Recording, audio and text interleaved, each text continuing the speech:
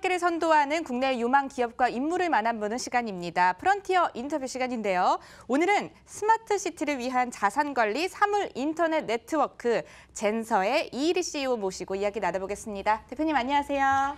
안녕하세요. 젠서의 대표를 맡고 있는 이일입니다. 네, 반갑습니다. 우리 시청자 여러분께 먼저 인사 한 말씀 부탁드려요. 안녕하세요. 저는 젠서의 대표를 맡고 있고요. 제닉스 스튜디오라는 어플리케이션 개발 회사도 함께 운영하고 있습니다. 반갑습니다. 네, 반갑습니다. 자, 그럼 이제 좀 프로젝트에 대한 이야기를 좀 나눠보도록 할게요. 젠서가 무엇인지 먼저 짚고 넘어가야 할 것 같은데요. 소개 부탁드려요. 젠서가 무엇인가요? 네. 젠서는 지난 4월에 런칭한 하드웨어 기반 IoT 서비스예요. 네.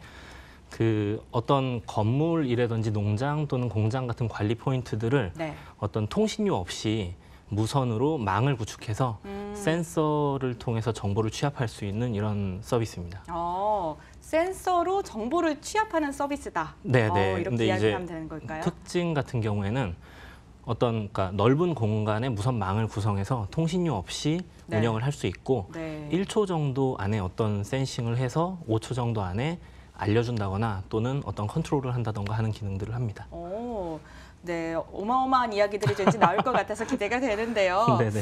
네, 이 젠서는요, 이일희 대표가 이끌고 있는 제닉스 스튜디오에서 진행 중인 프로젝트로 알고 있습니다. 네, 젠서를 제대로 알기 위해서는 제닉스 스튜디오가 과연 무엇인지 먼저 이야기를 하고 넘어갈 것 같은데요. 제닉스 스튜디오, 과연 어떠한 기업인가요? 저희는 국내에 한 2010년경에 아이폰이 처음 출시될 때 이제 창업을 한 모바일 어플리케이션 개발 회사로 출발을 했고요. 그동안 연예인 닮은 얼굴 찾아주기라든지 이런 프로젝트들을 비롯해서 은행 또는 어떤 전자 또는 TV에 올라가는 프로그램 등 한 100여 가지 이상의 프로젝트를 진행한 개발 회사입니다. 왠지 제가 이용했던 서비스들이 왠지 많지 않을까 싶어서 더 관심이 가는 것 같은데요. 네, 그런데 지금은 좀 블록체인과 관련된 일을 하고 계시잖아요. 블록체인 시장에 진출하기 전까지 정말 다양한 일들을 하셨습니다. 블로그 활동을 비롯해서요. IT 매거진을 창간하기도 하셨고 모바일 앱 제작도 하셨고 정말 다양한 일들을 하셨는데 블록체인으로 어떻게 눈이 오게 되셨는지 그 과정이 참 궁금해요.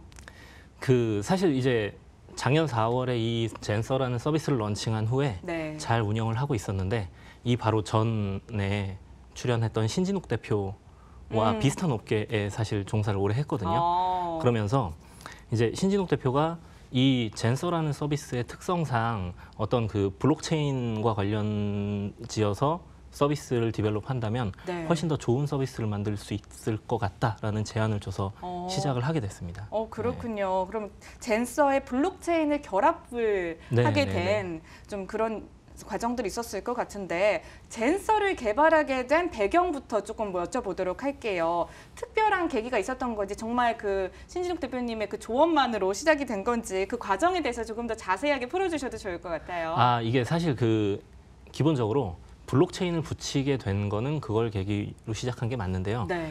젠서라는 하드웨어는 사실 제가 이제 갑자기 뭔가 만들어내기에 쉽지는 않은 프로젝트였어요. 근데 소프트웨어만을 또는 어플리케이션만을 10여 년 정도 개발을 해오다가 우연히 건물 관리 대행 회사 그러니까 실제 대형 건물의 임대 또는 청소 또는 어떤 시설물 관리 등을 하는 FM사라고 하더라고요. 그런 기업에게 저희가 어떤 임대 관리 플랫폼을 만들어줄 것을 제안받은 일이 있었어요.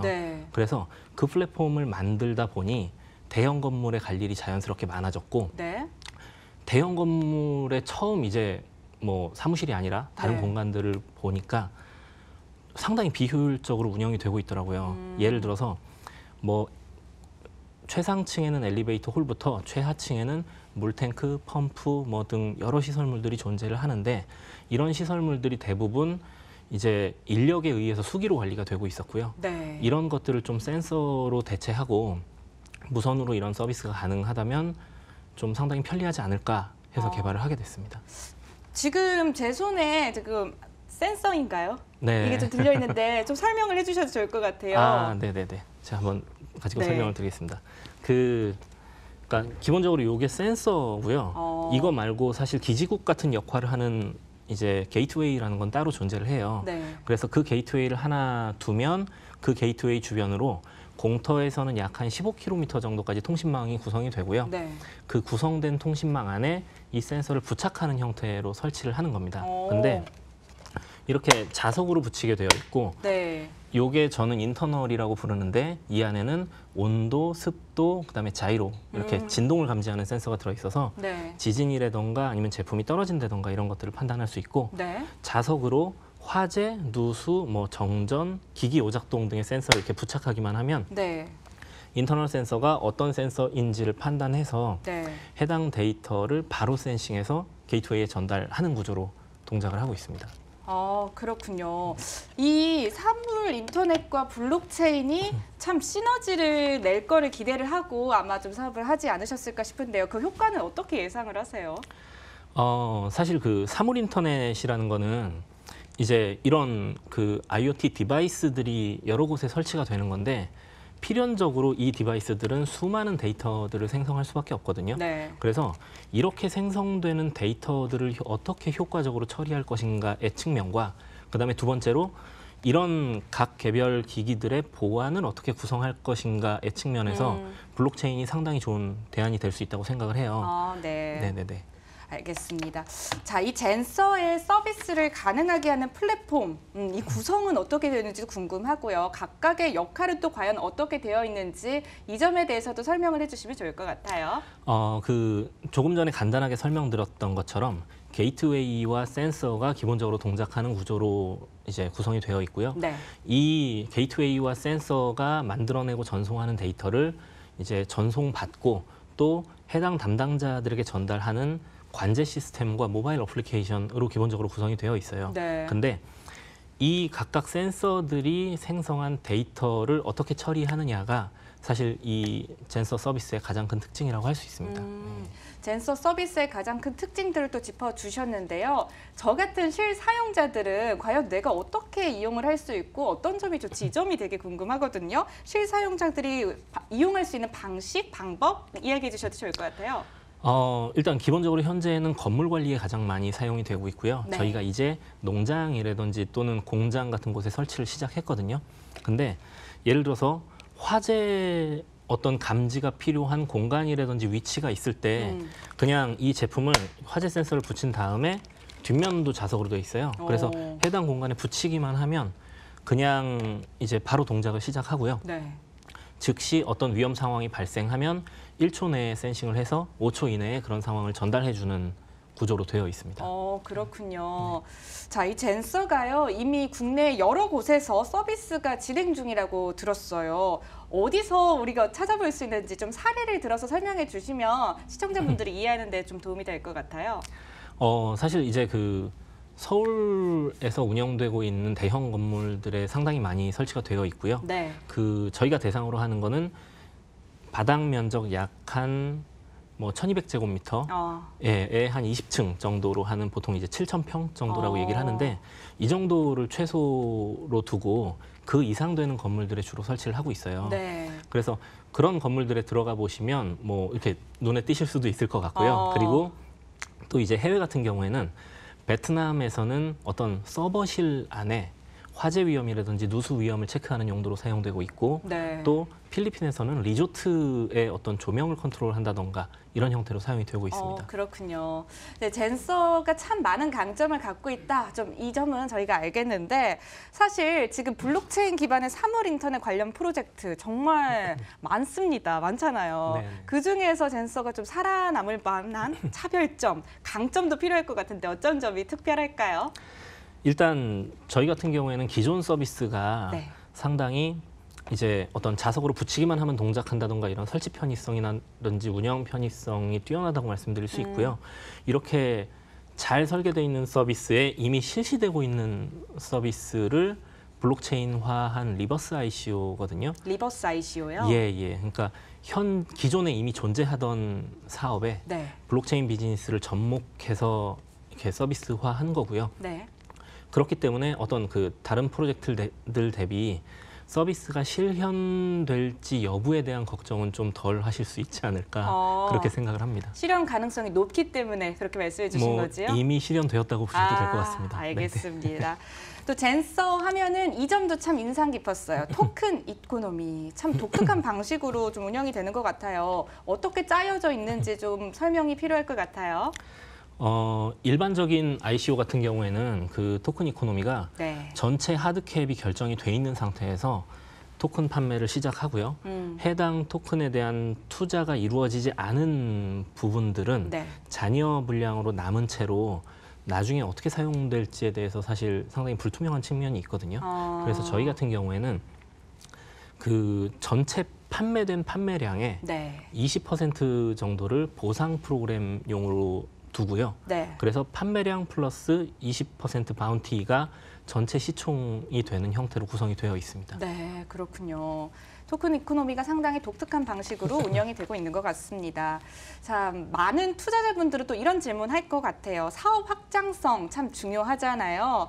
이 힌트를 얻을 수 있는 부분이 바로 파트너십인 것 같은데 젠서는 또 어떤 파트너십을 갖고 있고 어떤 상황에 있는지도 이야기해 주시면 좋을 것 같아요.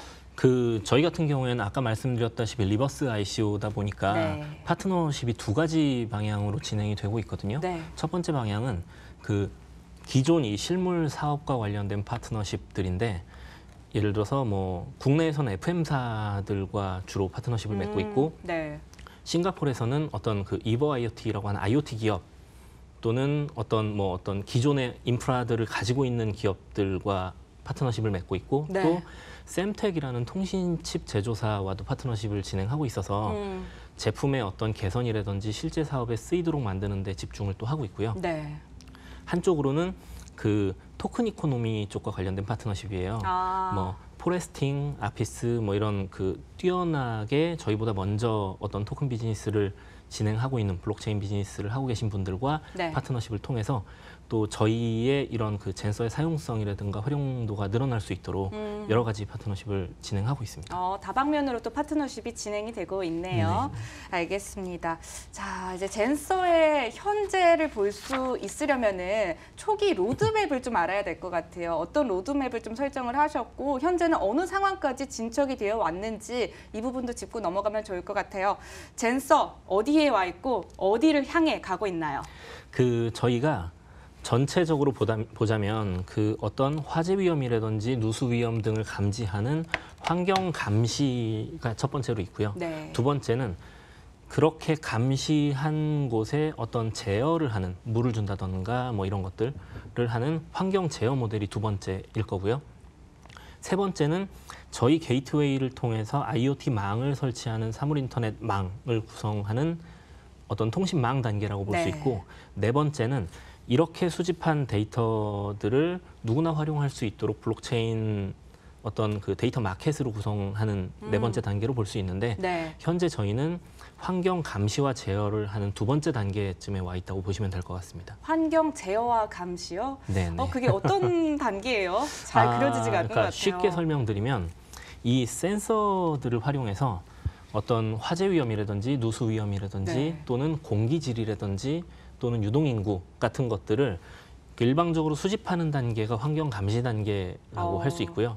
두 번째로 불이 난 장소에 센서를 통해서 물을 뿌린다던가 내지는 어떤 농장의 마른 땅에다가 물을 준다던가 이런 어떤 제어가 들어가는 단계가 환경 제어 단계라고 보시면 될 것 같습니다. 요즘 딱 필요한 단계의 기술들이지 않을까 또 싶은데요. 많은 관심을 받지 않았을까 싶습니다.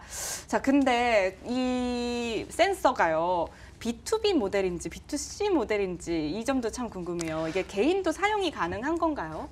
현재는 저희가 B2B로 설계해서 어떤 아까 말씀드렸던 인프라 중심으로 서비스가 되고 있고요. 그리고 저희가 곧 출시할 두 번째 모델 같은 경우에는 B2C로도 활용될 수 있도록 약 한 6.5cm 정도 되는 디바이스 안에 이런 모든 통신 기능과 온도, 습도, 어떤 화재 감지까지 포함된 제품을 준비하고 있습니다. B2B에서 이제 B2C로 넘어가는 단계에 현재 있는 것 맞습니다. 같습니다. 네, 이제 젠서를 통해서 꿈꾸는 블록체인 생태계를 또 여쭤보고 싶습니다. 블록체인 인사이트니까 또 빼놓을 수 없는 질문이지 않을까 싶은데요. 어떤 블록체인 생태계 꿈꾸고 계세요? 사실 아까 말씀드렸던 것처럼 어떤 그 사물 인터넷 관련된 디바이스가 여러 곳에 설치가 되면 네. 필연적으로 보안 이슈와 그 수집한 데이터를 어떻게 사용할 것인지에 대한 이슈가 생길 수밖에 없거든요. 그쵸. 그래서 이런 곳들의 블록체인을 적절하게 활용해서 그러니까 저희가 하고 있는 환경 감시 비즈니스와 걸맞게 이제 세상을 좀 더 안전하게 만드는 뭐 이런 역할들을 좀 할 수 있을 것으로 기대하고 있습니다. 이 블록체인 기술을 통해서 세상이 조금 더 안전해질 수 있을 것이다. 이렇게 보는 네, 걸까요? 네, 네. 알겠습니다. 자, 오늘 함께한 소감이 좀 궁금해요. 그리고 혹시라도 하지 못한 이야기들, 젠서에 관련해서 못 다 전한 이야기들 있다면 지금 들려주셔도 좋을 것 같아요. 이게 그 젠서를 방송에서 처음 소개하는 자리라서 제가 다소 이렇게 좀 뭐 부족했던 면도 있는 것 같은데 뭐 그러니까 첫 소개이기 때문에 훨씬 더 의미가 있었던 자리였던 것 같고요. 네. 앞으로도 이제 블록체인과 함께 젠서를 더욱더 좋은 서비스로 발전시킬 수 있도록 계속해서 노력해 나가도록 하겠습니다. 알겠습니다. 네, 지금까지 젠서의 이일이 대표와 함께했습니다. 오늘 나와주셔서 고맙습니다. 감사합니다.